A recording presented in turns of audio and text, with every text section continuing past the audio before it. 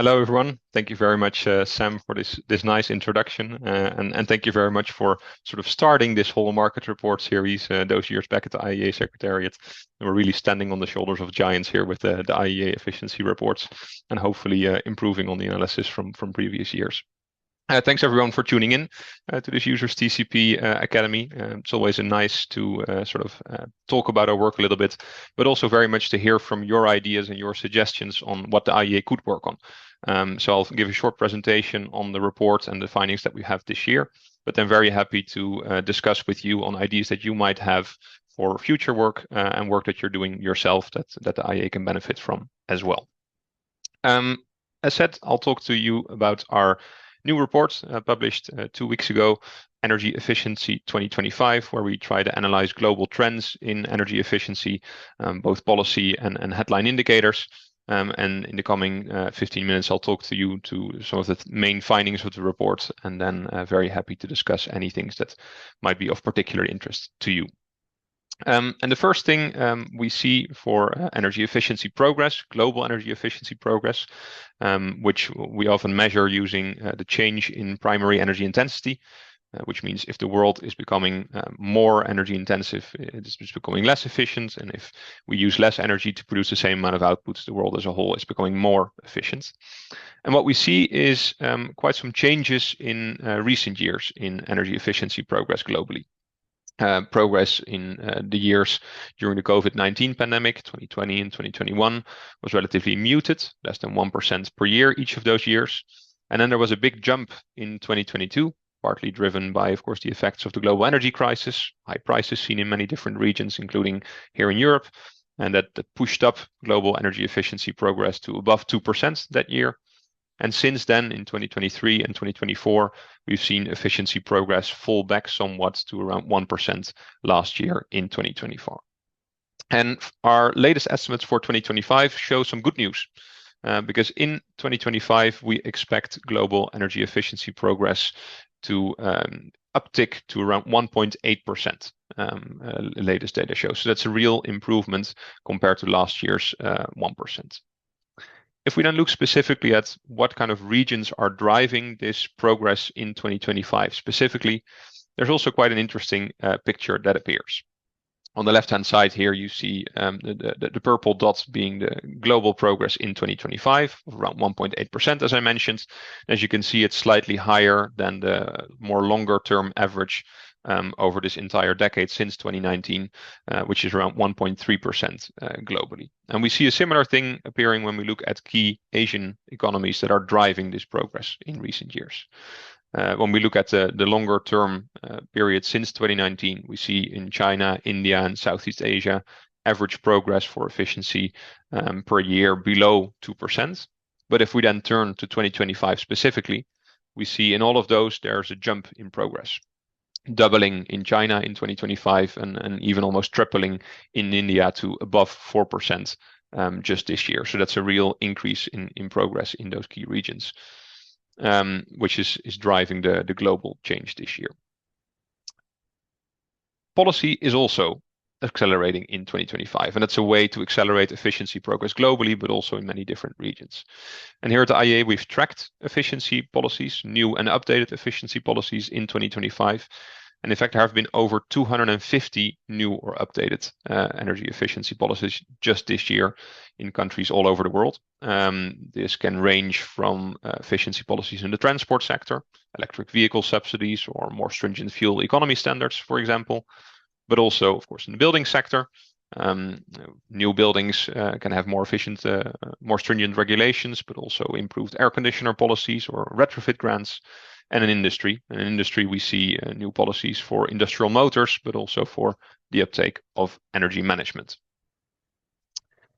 However, as I mentioned, there's an uptick in 2025 in global efficiency progress.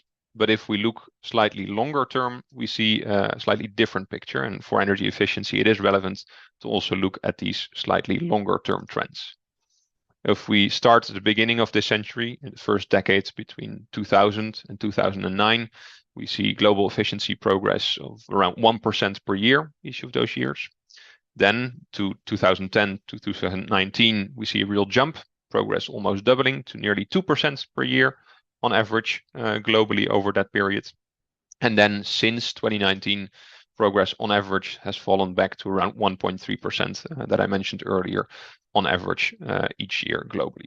And this is still well below the target that governments have set themselves for 2030, the COP28 target that was agreed at the end of 2023 in Dubai, where countries around the world agreed to double global energy efficiency improvements by 2030 to around 4%. So as of yet, our latest data shows that the world currently is not on track yet to achieve this COP28 ambition for 2030. And in the report, what we try to do this year is sort of identify some of the drivers behind this progress in recent years and why efficiency progress is not faster towards that rate of 4%. And the first reason has to do with sort of where energy demand has taken place in recent years. So what we see here is sort of the distribution of energy demand growth annually between 2010 and 2019. As you can see, it was split roughly evenly between industry, buildings, and transport, key end-use sectors, roughly all contributing for a third of energy demand growth over that period. Transport slightly higher, buildings slightly lower. But if we then switch to the more recent period, since 2019, we see that almost 2/3 of total energy demand growth has actually taken place in industry in that period, which is a real change from the previous decade. Now, why is that relevant for efficiency progress globally? Well, because at the same time, we see that industrial energy efficiency progress has actually almost flatlined in recent periods. So it was nearly 2% per year previous decades and has dropped to below 0.5% since 2019. So that's the first thing that we see happening. Strong demand growth in industry, while at the same time efficiency progress in industry slowing down somewhat, which is pushing down the global progress number. Second reason then has to do with policy and technology. If we look at sort of policy ambition, in this case, minimum energy performance standards for key end-use technologies, lighting, air conditioners, cars, and industrial motors, we see that the sort of average minimum energy performance standard for all of these technologies has increased over the years. So the average policy has become more ambitious over the past 15 years, which is very, very positive and has improved efficiency in many cases. However, at the same time, we see that the rate at which technology has improved in terms of efficiency for these technologies has been a lot faster. It's been a higher rate than for the average policy. So the gap between policy and technology has increased for many of these technologies in recent years. And that shows that there are savings that are being left on the table. And this gap between policy and technology would not necessarily be a problem if all of us would just buy the most efficient products available. However, we also see when we look at the average product sold in key markets that average is actually closer to the average policy level than to the technological potential.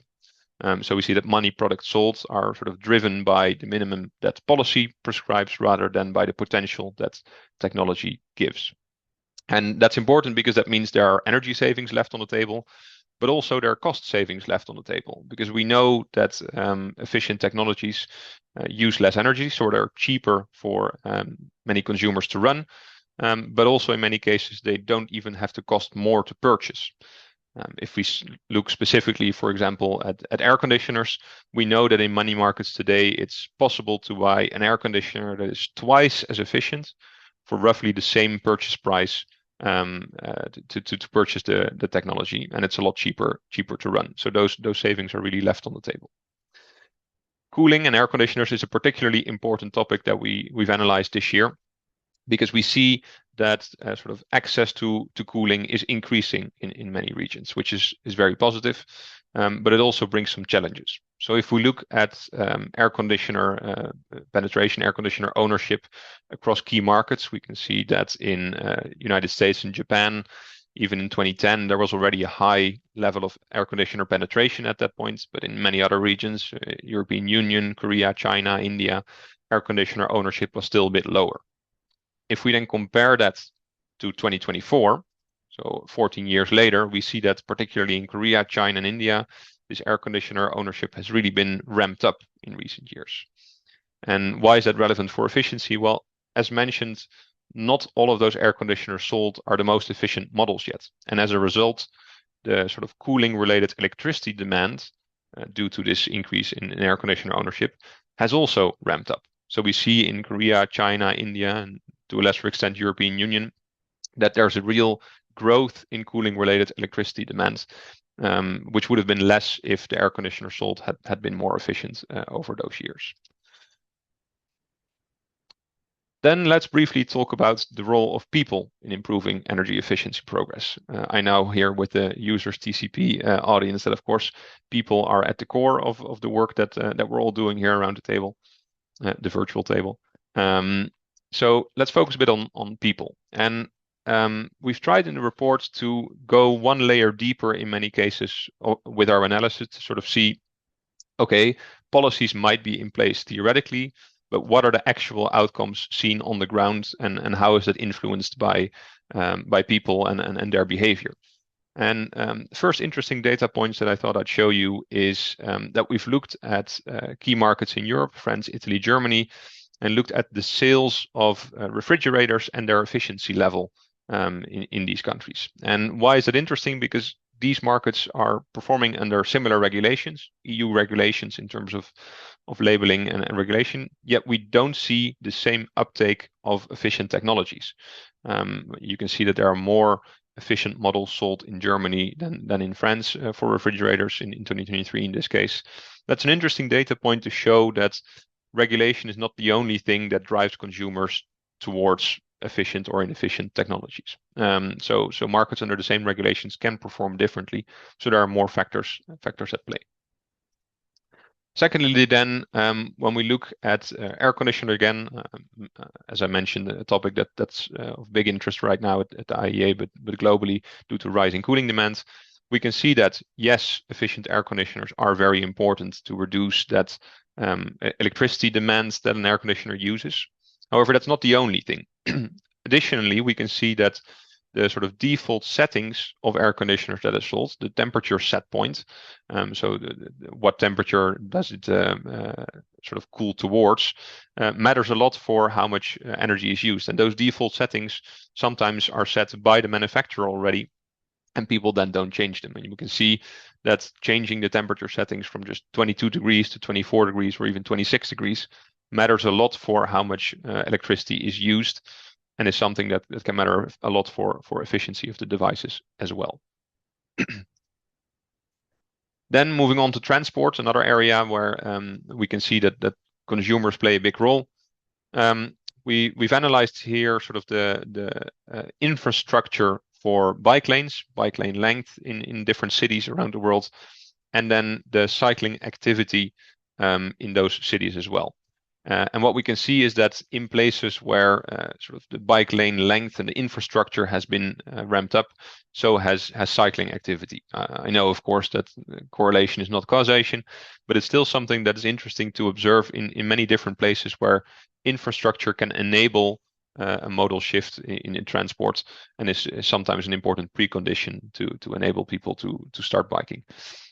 Anecdotally, I know that in Paris that has also worked for me personally. I start to bike more if there are more bike lanes available, rather than having to take the périphérique or big roads like that.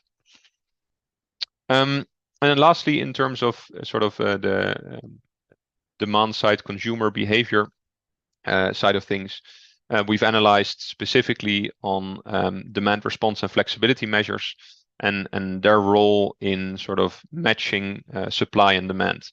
And one thing that we see is that energy efficiency measures are often nowadays one of the fastest and cheapest ways to sort of match supply and demand, rather than building up new grids or expanding capacity.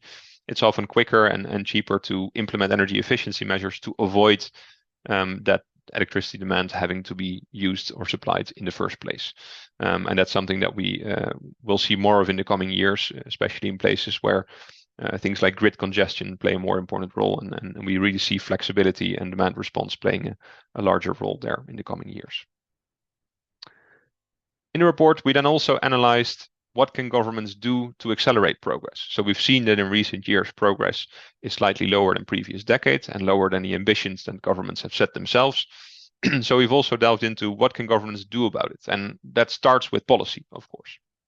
So the first area that we've identified where government can play an important role to accelerate efficiency progress is to fill the policy gaps that remain. So we see for some key technologies, again, the example of new buildings and industrial motors, that up to 40% of their energy use globally is not yet covered today by any form of efficiency standard, which means that there's a lot of potential for governments to sort of fill those policy holes, fill those policy gaps if there's nothing in place yet to regulate their efficiency or energy performance. However, even if policy is in place, that isn't necessarily always enough. And what do I mean by that? Well, we've already seen sort of this policy ambition, and we've seen that over the years, for example, shown here for lighting, that the average policy level has increased over the past 15 years. So policy has become more ambitious in many cases over the past 15 years. However, what we also see is that there's still a very large spread between countries in terms of their policy ambition. So that means that today, for lighting in this case, there are policies in place right now in 2025 that are less ambitious than the average policy standard was 15 years ago.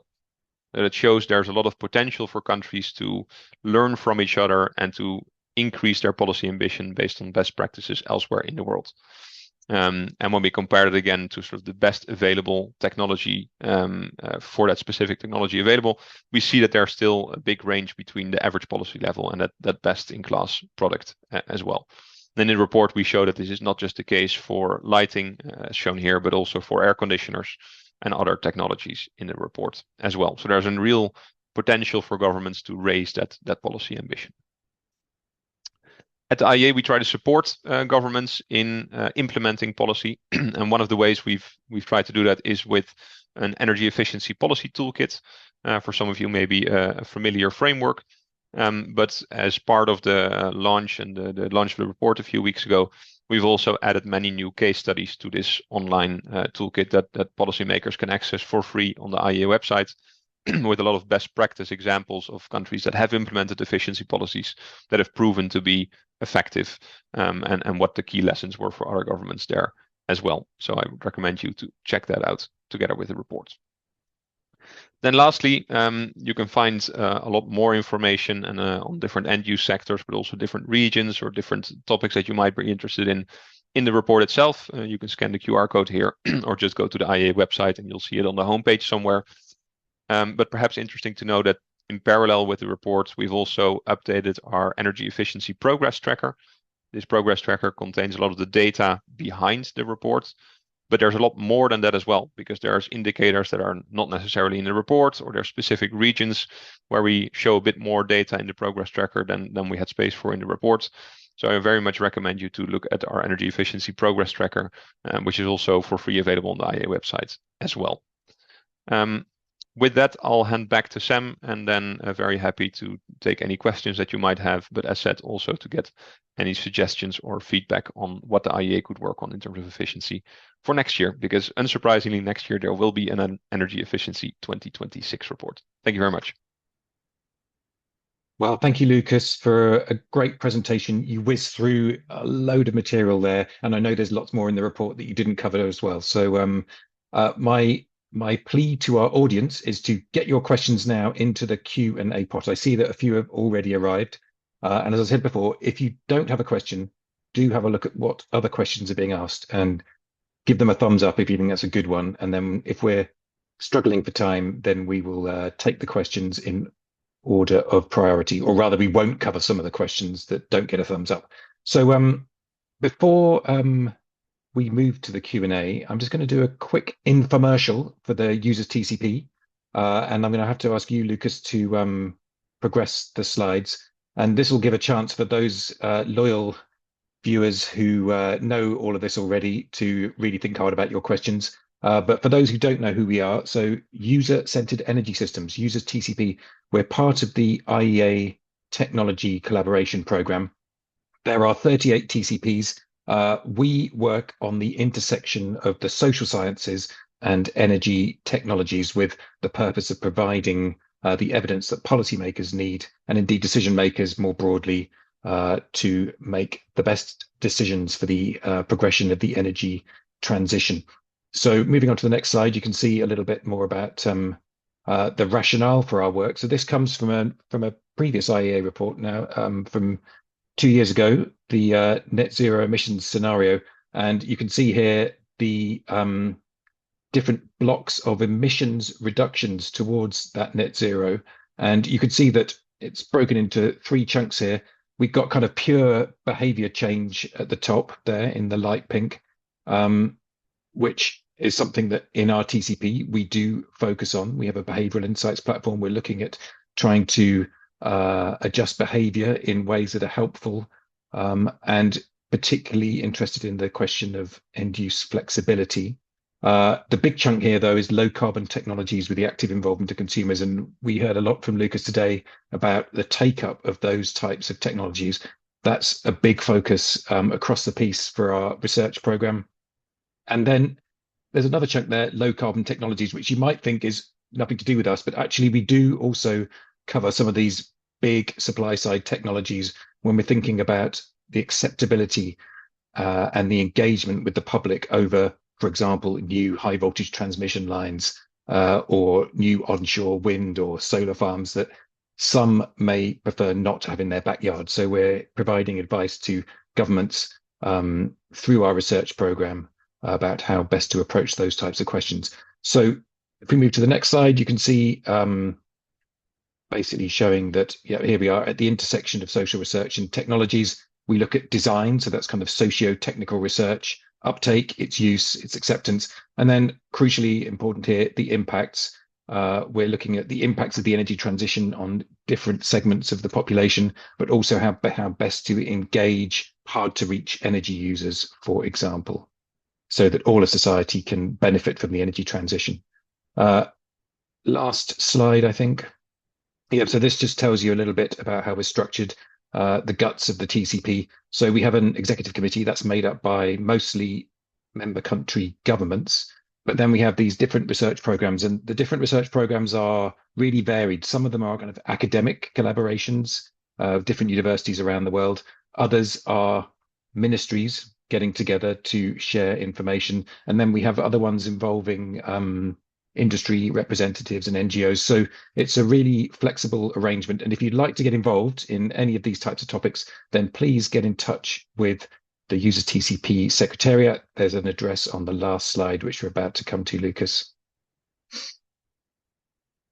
In our contact us, there we are. So if you're interested in getting involved, please do contact us at admin@userstcp.org. So there we are.